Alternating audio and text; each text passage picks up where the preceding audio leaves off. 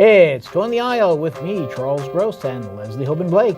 Tonight reviews of Coriolanus, Love, Love, Love, Lenti, the Rocky Horror Picture Show on Fox, and the Hamilton documentary on PBS. Ladies and gentlemen, welcome to Join the Aisle.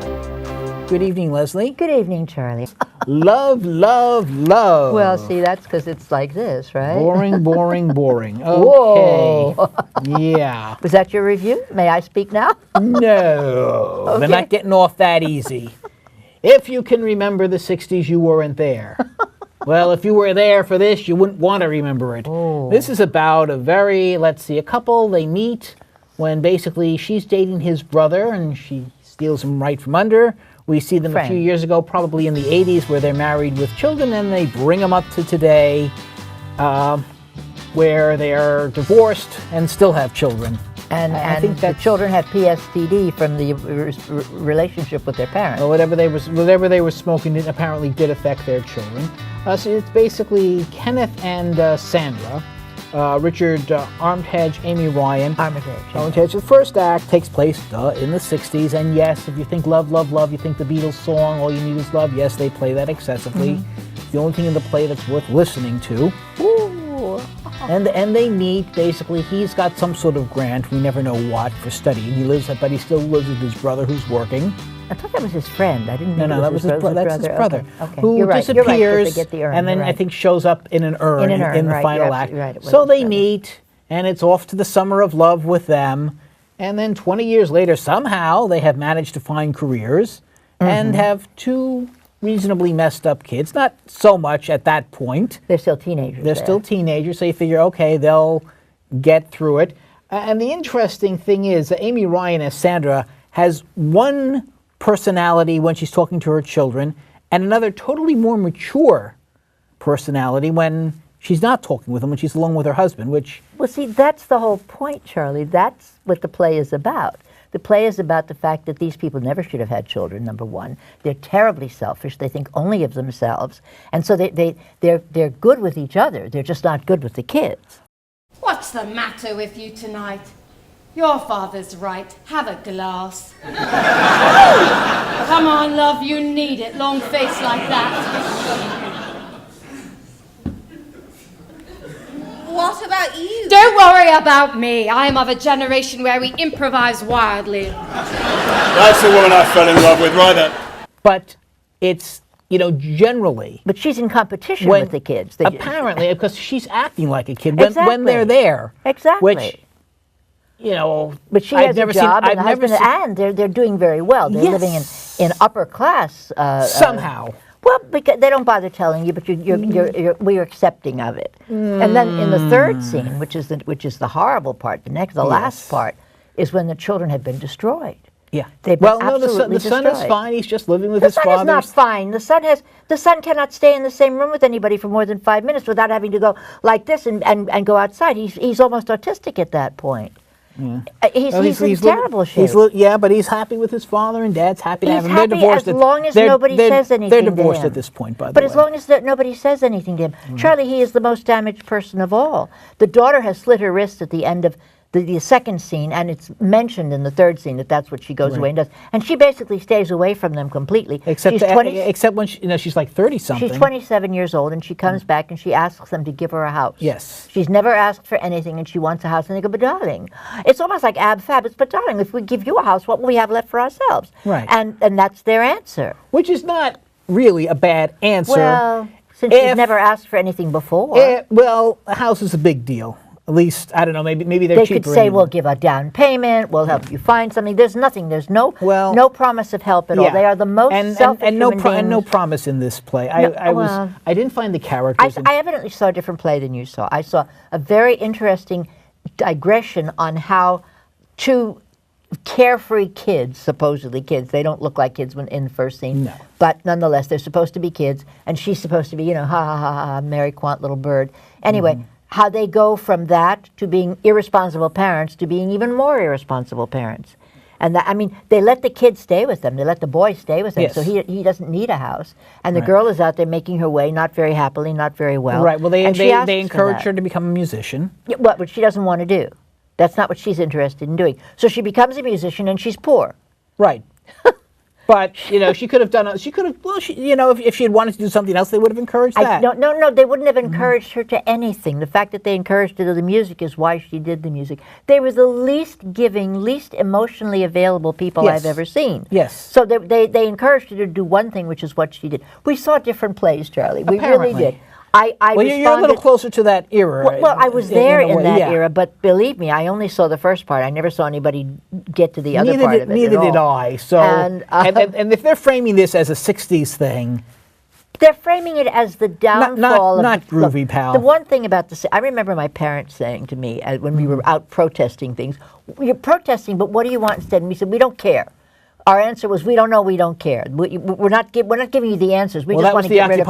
That was the whole problem with the Occupy Wall Street. I know, and I felt for them as well. But they didn't listen any more than I would have listened at the same point. And the point was that they just wanted to smoke weed and do drugs and run around and be happy. And I'm not saying that's what I wanted to do. That doesn't make them much different from a lot of kids today. Yeah, but the point was, but then it was all right. Anyway, so. Somehow they get through it and they become something, but they don't pass it along and they don't help their children. And if anything, they are the downfall of their children. And that's the saddest thing. We're both parents, Charlie. Yes. We don't treat our children that way. No. And this is why I think it's so important to see that there is this whole other thing out there. I think maybe you don't want to accept it because you're not that kind of parent, nor am I. But I see what they're saying, and I see what they're saying about the selfishness. Anyway, I did. Yeah, I see what you mean. Still didn't like the play. 2 playbills. Okay, I really like seeing Rich. Plenty.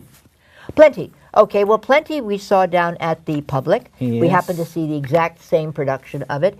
It stars That Rachel means we Weisz. were there the same evening. We were there the same evening, right. Yes. Which is nice when we see the same show at the same time, because then we're seeing exactly the same thing. Right. So Plenty is written by David obviously Hare. Not in this case. This is a revival, and it stars Rachel Weisz, who's married to, of course, Daniel Craig, who is going to be in Othello shortly. So they're going to both be here on stage at the same time. And Corey Stoll, who did such a wonderful job in the, the American version of House of Cards. Is that what it's called? House of Lies? House of Cards. The one with Kevin Spacey. I guess it's House of Cards, yeah. Corey Stoll was one of the co-stars with that. Sure, there are plenty of lies in there also.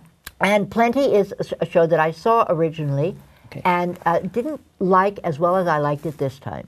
It's a cold kind of show, and a woman is a spy in with the resistance. A British woman is a spy with the resistance in France in the first scene, and she's very excited, and she knows she's doing something to better the world. She thinks, and then she comes back, and the world doesn't get better, and she's waiting for the world to get better in every succeeding scene.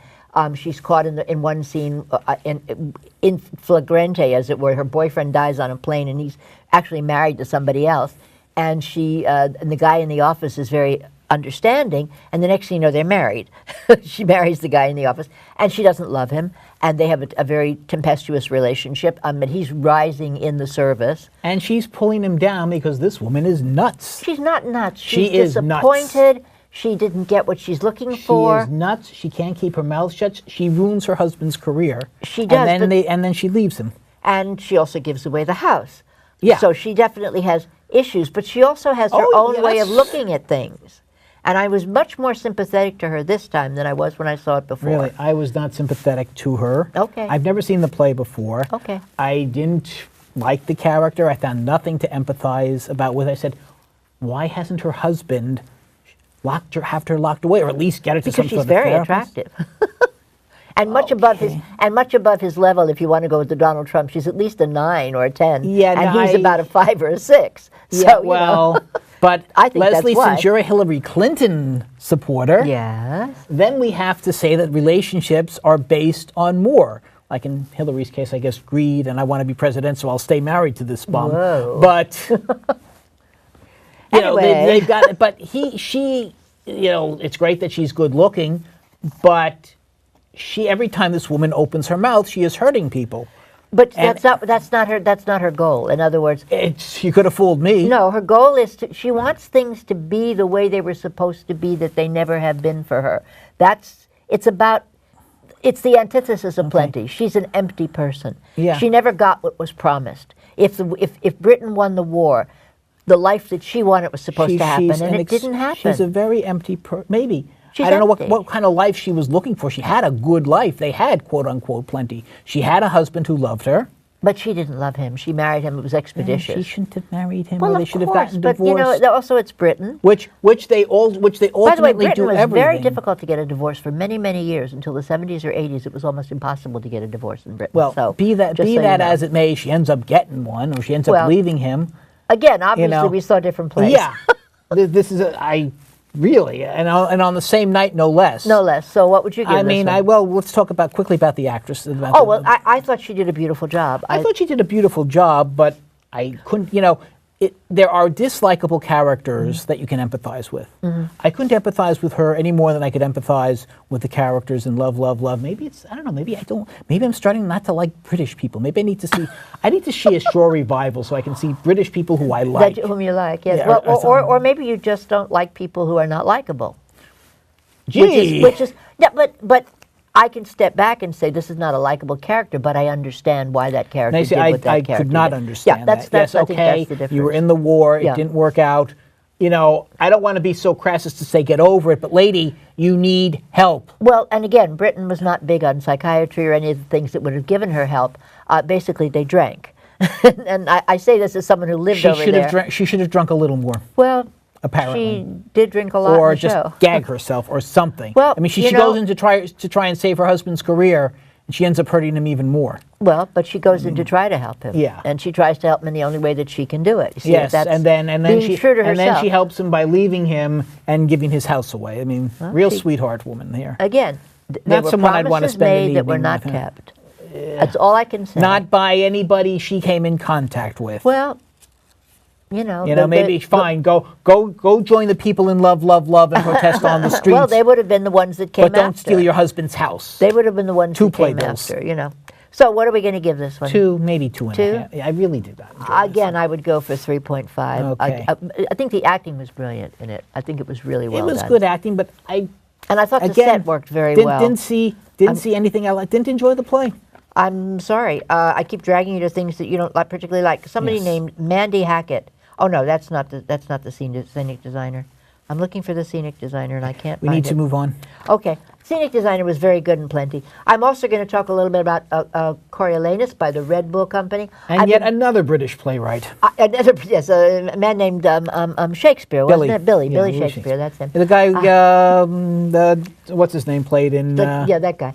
Anyhow, so the In Something company is Rotten. called Red Bull. The company has done nothing but plays from the period that I know best, which is the Renaissance. Well, it is. It's Okay. the one that I got just- my degree okay, in. okay. So Renaissance drama of all kinds, and a lot of Shakespeare, but also a lot of other plays. Right. First thing I All saw right, there was so Render's Tragedy. we have to All right, go in. Coriolanus is the story of a man, and it's they've made it into. We're going to show you some footage here. They put it into modern dress, and it's applicable to what's going on in the election now. Marches! Marches! Marches! Marches! Marches! I say! For that I have not washed my nose that bled, or foiled some debile wretch, which without note, as many else have done. You shout me forth in praises sauced with lies. Too modest are you. Therefore, be it known, as to us, to all the world, that Caius Marcius wears this words, in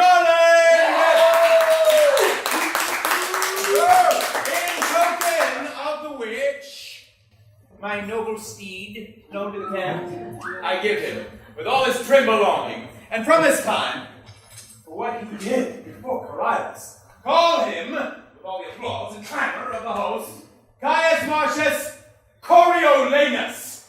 Caius Marcius Coriolanus!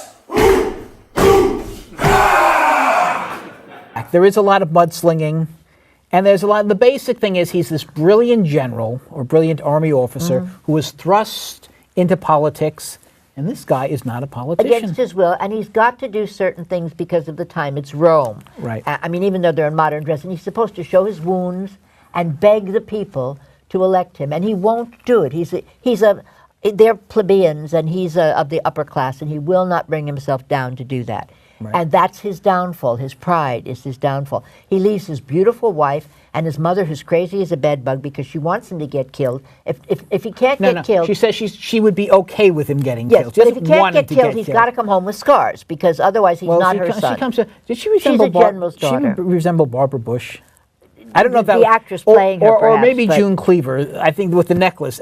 Well, the actress playing I just got that impression. But anyway, it has nothing vibe. to do with the play. The point is that his mother has raised him to be a warrior, yes, not to be a person. That's to be a politician. He's not a person either, though. All he is a warrior. When he's not at war, he has nothing. He has this beautiful wife and a beautiful child, and he's willing to leave them and run away and join the enemy because the people have turned on him. So he walks away from that. He's kind of in. I think they're trying to kill him. So. But my point is that he leaves and he goes to the enemy, and the enemy takes him in. Yeah. Regardless of that, the enemy takes him in because the enemy says, "You're exactly like me." And there's a little bit, I thought, about a little homoeroticism going on in that one scene. The way it was directed, I'm not sure it's in the play, but I think the way it was directed.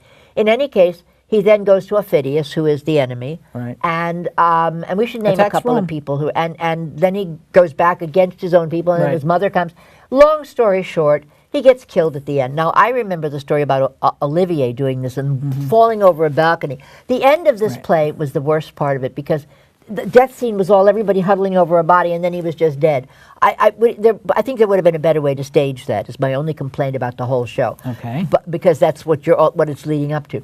But I think it was a very wonderful, as you could see in the. It was a solid production. Yeah, I thought so. And the acting was. There was a lot that does reflect. I mean, they come up with the stupidest reason to turn against him.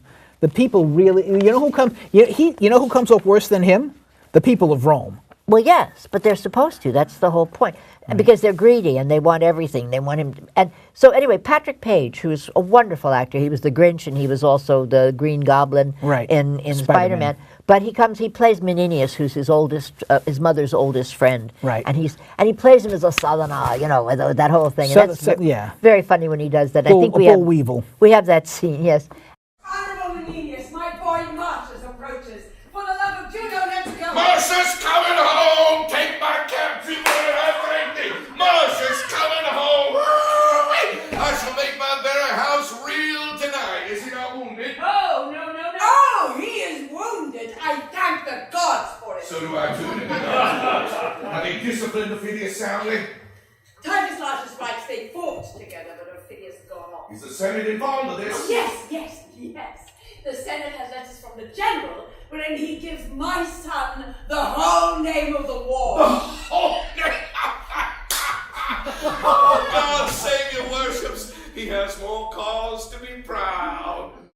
Dion Johnstone, whom I do not know, who's done a lot of work here in New York, but also is a Canadian actor and has done a lot of work with the Canadian Shakespeare Festival. So he speaks the language so beautifully. Multiracial cast, I should mention. It's a multiracial cast, so that Coriolanus is black and his mother is white and his wife is black and his child is white. So it just goes. Nobody pays attention. They gave out little black and red cards, and the costuming is all black and red, as you saw. I looked, and they beat up, and they're so upset with him after the election because he makes his promises.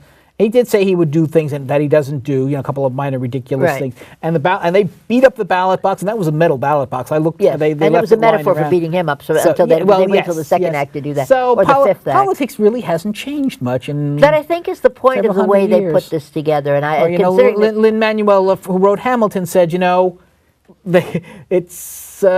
going to be rowing to Weehawken in New Jersey very, very shortly, or as the Jefferson Adams campaign was described recently, the wigs stayed on, the gloves came off. So what we're seeing here is not good in this day and age, but unfortunately it's nothing new. Well, the people, I hope, are not going to rise up and hit people, which is what I'm afraid of myself. They've been asked to by one of the candidates. I hope we will have... Let's give this Red Bull production our... again, not one of the best of Shakespeare, but it was decent. It was a good production. I would give it 3. I'd give it 3.5. I think they went. Right. I think the production was pretty cool. But since you brought up Hamilton, why don't we move right on to talk about the Hamilton documentary, which was the making of Hamilton. We're going to have to talk very quickly if we're going to have time for our interview tonight. We'll tell you where you can find them. We won't bother showing you anything. If you go to pbs.com, you can find the making of Hamilton. It is a 2-hour document. It was actually an hour and a half with half an hour begging for money, which they deserve. Well, but that's what they do these things for. Lin-Manuel Miranda takes us back to the very beginning of what he did, back to when it was down at the Public, when it was one song at the White House. He was asked to perform something. This is a documentary of him writing Hamilton and how it came to Broadway. Yes, but it started with one song that he sang at the White House. And somebody said, we think you've got something there, and he went on. And he came because he read the biography on the beach on a vacation. And then he thought this could say something. And somehow someone documented it. They had no idea it was going to turn out to be what it was. I don't know how they had the good sense to take him back to that to do it. And we have it. And, you see him in Hamilton's house. You see, I think, the guy who played... Washington went with him. The guy who played Washington. But also who played... W. Diggs, who played Jefferson. No, not Jefferson. The guy Leslie Odom who played Burr. Yes, who played you Burr. see them in their actual houses, and I think and they also had in the museum that has the actual guns that they used, and at one point, Lynn is in one of these museums. I forget what, actually writing the show. Right. So and also I've forgotten where I was going to go with that now. There's one scene where he's standing in front of a statue of Hamilton, and I swear to God, it brought tears to my eyes. I don't know why. Was that the one in Central Park? In Central, and another friend of mine was also very moved by the time we got to the end of this. And it's everything that's in the show is how he got to do this. And you also get a bunch of scenes from the show that you can't get tickets to. So if you can't see Hamilton, go to the Watch PBS website Right. and watch the documentary. The other thing we were going to talk about was Rocky Horror. Okay. Yeah. That's it? That's the whole review? Look, Rocky Horror, the original movie, was a terrible movie. Right. With the exception of Susan Sarandon running around in her underwear. Well, that's, there you go. See, you can do that too. And when I talk about guys running around in their underwear, you get upset with me. Go ahead. Anyway, well, it's, it's a double standard. It's different. Yes, I know it's a double standard. Go ahead. Anyway, and here you have a remake, which shows what makes the movie so enjoyable, or at least tolerable, is that the audience participation. So in this case, they'll flash to the audience, throwing toilet paper, throwing toast. When Frankenfurter says, "Antissa," they'll all yell it out. Yes, and they brought Tim Curry back as the narrator. It's interesting. The poor man had a stroke. Right, and unfortunately, you will notice that. You will notice it. But is it all that good? Not really. It wasn't live. I thought it was going to be live. So it wasn't live. It was a film version so that they could show the audience and they could have things happening. They could have done that. Possibly. No, they could have. They did it with Grease. And Laverne Cox, who is a transgender female, did the lead role. And I thought she was brilliant in it. I thought she was wonderful. First, you have to get used to having a Frankenfurter who's got more of a figure than Janet. Right. But let's face it, Tim Curry wore the same outfit, so what was the point, Take a good look at her shape and take a good look at his shape. Oh, she's got a much better shape. She was gorgeous. I mean, But she doesn't look like a male transvestite. She looks like she's not supposed to be in this one. I mean, she's says she's a woman in this one. No, she's a sweet transvestite. Yes, she's a sweet transvestite. So apparently she is supposed to be a man. Okay. She sure doesn't look like one anymore. Well, but transvestites dress as women and they don't look. They're not supposed to look like like men anymore. You meant like a man, not a woman. But anyway, that's okay. It's confusing. Yes, it does get confusing. I liked what is her name? I don't know. Anna. I have no idea who you're talking about. She from Columbia. She won the Tony for. Anna Friel. What? Anna Friel? Annabelle, no, Anna... Oh, Annalee. Thank you. Annalee Ashford. Sorry, when you said Anna, it's a relatively minor role, but she was fabulous in it. Yes. And, I saw it live on Broadway a few years ago, and I enjoyed it. I didn't like that production. I loved this. This was campy. This was as campy as it was supposed to be. Yeah, and you know what? It's a stupid musical. It really is. But I actually enjoyed it more than I expected to, and I certainly preferred it to Grease. Which I like Grease. I like Grease a lot better. Well, see, there I think Grease isn't a great musical either, but I like it a lot better than live. Rocky You Horror. see, so that was they the difference, did, right? and I enjoyed it. You can find this on Fox, right, or on demand if you have on demand on your TV. It's going to be there for a long time to come. And that is our show for the evening. That's our show for this evening. When you go for the theater, look for Leslie and me, us too, on the aisle.